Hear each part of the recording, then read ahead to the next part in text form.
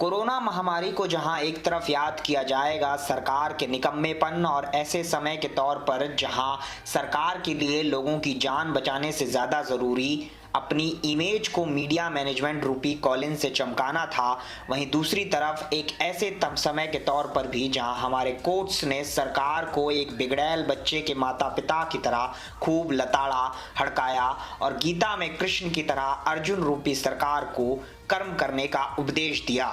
नमस्कार दोस्तों, मैं हर्ष कुमार। आज की इस वीडियो में समझेंगे कि कैसे हमारे कोर्ट्स ने कोविड क्राइसिस से निपटने के लिए शानदार भूमिका निभाई और एक समय पर ऐसे लगने लगा कि सरकार चुने हुए नेता नहीं अपितु कोर्ट्स और सोनू सूद चला रहे हैं। तो आइए देखते हैं ऐसे फैसले जहां कोर्ट्स ने मीडिया बनकर सरकार की आलोचना की तो कहीं कहीं कोर्ट्स ने सरकार की भूमिका निभाते हुए ऑर्डर्स पास किए जो सरकार को पास करने चाहिए थे। मद्रास हाई कोर्ट ने केंद्र सरकार को हड़काते हुए ये पूछा कि आपने पिछले 14 महीने क्या किया जब आपके पास तैयारी करने का समय था। जब दिल्ली में ऑक्सीजन शॉर्टेज होने लगी तो हॉस्पिटल्स ने दिल्ली हाईकोर्ट का रुख किया तो दिल्ली हाईकोर्ट ने निर्देश जारी करते हुए कहा कि बेग, बोरो और स्टील, तुम चाहे भीख मांगो या उधार लो या चोरी करो मगर ऑक्सीजन सप्लाई करो। जिसके बाद सुप्रीम कोर्ट ने भी केंद्र सरकार को यह निर्देश दिया कि दिल्ली को 700 मैट्रिक टन ऑक्सीजन की सप्लाई करे केंद्र सरकार। वहीं कोर्ट के ऑर्डर के बाद भी जब केंद्र सरकार ने दिल्ली सरकार को 700 मैट्रिक टन ऑक्सीजन सप्लाई नहीं की तो दिल्ली हाई कोर्ट ने केंद्र सरकार को कंटेम्प्ट ऑफ कोर्ट यानी कोर्ट की अवमानना का नोटिस दे दिया। हालांकि उस नोटिस के ऊपर सुप्रीम कोर्ट ने बाद में स्टे लगा दिया। वहीं सुप्रीम कोर्ट ने राजस्थान के प्राइवेट स्कूल्स को यह निर्देश दिया कि आप अपनी फीस को 15% कम कीजिए और किसी भी बच्चे को फीस ना देने की एवज में आप रोक नहीं सकते ऑनलाइन क्लासेस अटेंड करने से या उसे स्कूल से निकाला नहीं जा सकता। वहीं सुप्रीम कोर्ट ने केंद्र सरकार, दिल्ली सरकार, यूपी सरकार और हरियाणा सरकार को ये कहा है कि आप दिल्ली एनसीआर के इलाके में जो भी माइग्रेंट लेबरर्स हैं उनको राशन दीजिए या कम्युनिटी किचन सेटअप कीजिए जिसके तहत उनको 2 समय का खाना दिया जा सके। उत्तर प्रदेश पंचायत चुनाव में जिन टीचर्स की ड्यूटी लगी थी उन टीचर्स में से 135 टीचर्स को अपनी जान से हाथ धोना पड़ा। जब इलाहाबाद हाईकोर्ट ने इस चीज का संज्ञान लिया उसके बाद उत्तर प्रदेश सरकार ने हर मृतक को 30-30 लाख रुपए का मुआवजा यानी कंपनसेशन दिया। जिसके बाद इलाहाबाद हाईकोर्ट ने अभी कहा है कि इस मुआवजे को यूपी सरकार को कम से कम 1 करोड़ कर देना चाहिए। अब देखते हैं इसके ऊपर यूपी सरकार क्या निर्णय लेती है। वहीं इलाहाबाद हाईकोर्ट ने तो यहां तक जाके कह दिया जिन लोगों की ऑक्सीजन की कमी से डेथ हो रही है वो एक जेनोसाइड की तरह है। ये पूरी जो डेथ्स हैं ये एक जेनोसाइड यानी नरसंहार की तरह है। बॉम्बे हाईकोर्ट का ऑर्डर ना मानने के कारण बॉम्बे हाईकोर्ट इतना फ्रस्ट्रेटेड हो गया कि उन्हें ये कहना पड़ा कि we are ashamed of ourselves, कि हमें शर्म आ रही है अपने ऊपर ही कि हमारे ऑर्डर्स को ही नहीं माना जा रहा है। बॉम्बे हाईकोर्ट ने रेमडेसिविर इंजेक्शंस नागपुर में पहुंचाने के लिए कहा था जो ऑर्डर्स नहीं माने गए। इसी कारण से बॉम्बे हाईकोर्ट को ये बयान जो है देना पड़ा। वहीं इलाहाबाद हाईकोर्ट ने तो ये कहते हुए कि we can't be mute spectators, जब लोग मर रहे हैं तो हम मूक दर्शक बनकर नहीं बैठे रह सकते, इसलिए इलाहाबाद हाईकोर्ट ने 5 डिस्ट्रिक्ट्स में खुद ही लॉकडाउन लगा दिया। हालांकि एससी ने जब उत्तर प्रदेश सरकार ने अपील मूव करी सुप्रीम कोर्ट में तो सुप्रीम कोर्ट ने इलाहाबाद हाईकोर्ट के इस ऑर्डर के ऊपर स्टे लगा दिया। वहीं दिल्ली हाईकोर्ट ने केंद्र सरकार को फटकार लगाते हुए कहा कि जब आपके पास वैक्सीन ही नहीं है तो हर फोन करते वक्त ये कॉलर ट्यून किस लिए कि वैक्सीन लगवाइए, जब वैक्सीन है ही नहीं तो कहां जाकर लगवाएं।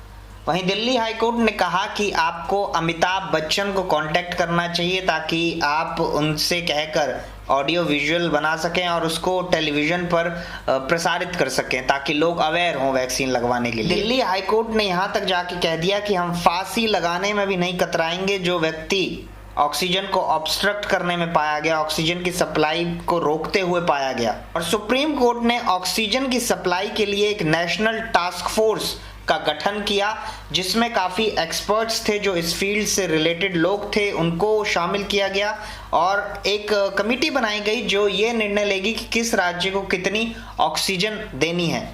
तो ऐसे में सवाल उठता है कि क्या कोर्ट्स इस तरीके के निर्णय पास कर सकते हैं जो एसेंशियली सरकार के काम नजर आते हैं। इसे समझने के लिए हमें सेपरेशन ऑफ पावर थ्योरी को समझना पड़ेगा। जब हमारी कॉन्स्टिट्यूशन का निर्माण हुआ तो हमारे संविधान निर्माताओं ने इस बात का ख्याल रखा कि पावर्स जो हैं डिवाइड कर दी जाए, क्योंकि अगर एक पार्ट को पावर ज़्यादा दे दी जाएंगी तो उसका तानाशाह बनने के खतरे ज़्यादा हैं, वही सारे निर्णय लेगा और वही जोर जबरदस्ती करेगा। तो इसलिए पावर्स को डिवाइड कर दिया गया। हमारी सरकार को हम 3 भागों में डिवाइड कर सकते हैं। पहला है लेजिस्लेचर, एग्जीक्यूटिव और जुडिशरी। जहां लेजिस्लेचर में वो लोग आते हैं जिन लोगों को आप चुनकर संसद में भेजते हैं, पार्लियामेंट में भेजते हैं या विधानसभा में भेजते हैं। संसद विधानसभा को लेजिस्लेचर कहा जाता है। अब लेजिस्लेचर का काम होता है कानून बनाना। पहले कोई भी बिल संसद में या विधानसभा में पेश होता है, जब पार्लियामेंट की सहमति बन जाती है और उस पर वोटिंग कराई जाती है और वो बिल पास हो जाता है और उसके बाद उसको राष्ट्रपति की मंजूरी मिल जाती है, तो वो एक एक्ट यानी कानून बन जाता है। तो लेजिस्लेचर का मेन काम है कानून बनाना। वहीं सरकार का दूसरा अंग है एग्जीक्यूटिव। एग्जीक्यूटिव का काम होता है लेजिस्लेचर ने जो कानून बनाए हैं, जो एक्ट बनाए हैं, उन एक्ट्स को इम्प्लीमेंट करना। एग्जीक्यूटिव में आते हैं मिनिस्टर्स, केंद्र सरकार के मिनिस्टर्स, राज्य सरकारों के मिनिस्टर्स, प्रधानमंत्री और चीफ मिनिस्टर्स भी इसी के दायरे में आते हैं। वहीं सरकार का तीसरा अंग है जुडिशरी, यानी हमारी न्याय प्रणाली, न्याय व्यवस्था जिसको कहते हैं। इस जुडिशरी का काम है जो लेजिस्लेचर ने कानून बनाए हैं उनको इंटरप्रेटेट करना, उसकी व्याख्या करना। जो असल में कानून बनाने का मकसद था उस मकसद को सॉल्व करना और जस्टिस देना, सोसाइटी को, लोगों की, सिटीजन्स की राइट को प्रोटेक्ट करके रखना। वहीं ऊपर हमने जितने भी केसेस देखे उनको देखकर ऐसा लगता है कि ये काम जो है वो एग्जीक्यूटिव का है, यानी सरकार का है, मगर ये जो आदेश हैं ये कोर्ट्स ने पारित करे, तो इसी को कहा जाता है जुडिशियल एक्टिविज्म। जुडिशियल एक्टिविज्म को आप ऐसे समझ सकते हैं, जब कोर्ट्स को ऐसा लगता है कि उन्हें मैदान में आने की जरूरत है तो वो ऐसे निर्णय पास करते हैं जो सिटीजन्स की राइट को, फंडामेंटल राइट्स को या कॉन्स्टिट्यूशनल राइट को बचाने के लिए बहुत जरूरी है। जुडिशियल एक्टिविज्म को समझने के लिए चलिए कुछ केसेस को समझते हैं। पहला केस है advocates on record association versus Union of India. इस केस में क्या हुआ कि केंद्र में बैठी मोदी सरकार ने एक कानून पारित करा जिसको कहते हैं एनजैक। इसके तहत अब सरकार के पास ये निर्णय था एक कमेटी के माध्यम से कि सुप्रीम कोर्ट और हाई कोर्ट के जजेस कौन होंगे, ये सरकार तय करने वाली थी इस कानून पारित होने के बाद। मगर सुप्रीम कोर्ट ने इस कानून को अनकॉन्स्टिट्यूशनल करार दिया और कहा कि ये बेसिक स्ट्रक्चर के, कॉन्स्टिट्यूशन का जो बेसिक स्ट्रक्चर है, जो मूलभूत आधार है, उसके खिलाफ है और इस कानून को रद्द कर दिया। एक और केस है Vishakha versus state of Rajasthan, जिसमें सुप्रीम कोर्ट ने विशाखा गाइडलाइंस नाम से कुछ गाइडलाइंस बनाई जो कि वर्क स्पेस में जहां कामकाज होता है, ऑफिसेज में या अलग अलग जगहों पे जहां कामकाज करती हैं महिलाएं, ऐसी ये गाइडलाइंस सेक्सुअल हरासमेंट से लेकर फॉलो की जानी होती हैं उन वर्क स्पेसेस में। इस फैसले की काफी आलोचना भी हुई इस आधार पे कि ये काम जो है वो लेजिस्लेचर का है, कानून बनाना, ये सुप्रीम कोर्ट कैसे ये काम कर रहा है। वहीं आर्टिकल 21 का दायरा बढ़ाते हुए राइट टू प्रिवेसी को भी सुप्रीम कोर्ट ने फंडामेंटल राइट करार दिया। वहीं right to health and medical aid को भी सुप्रीम कोर्ट ने कहा कि ये भी आर्टिकल 21 जो कि राइट टू लाइफ है उसके तहत आती है और एक फंडामेंटल राइट है।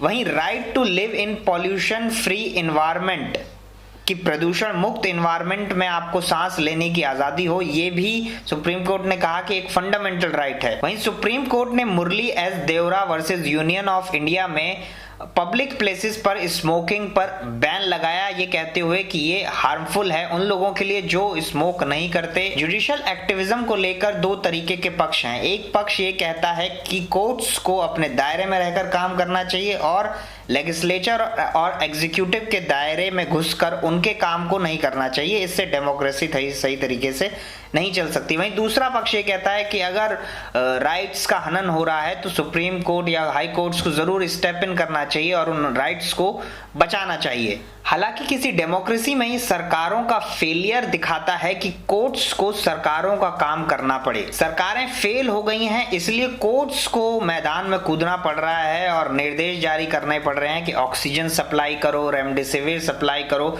जो कि एसेंशियली कोर्ट्स का काम नहीं है, सरकारों का काम है। वहीं इन सब के बावजूद आम नागरिकों को एक आशा की किरण दिखती है कि कोई तो है जो उनकी बात सुनने वाला है और उनकी राइट्स को, उनके अधिकार को प्रोटेक्ट करने वाला है। नमस्कार दोस्तों, आज के लिए बस इतना ही। आपको ये वीडियो कैसी लगी कमेंट करके मुझे बताइएगा, और अगर आपको पसंद आई वीडियो तो चैनल को सब्सक्राइब जरूर कर लीजिएगा। नमस्कार।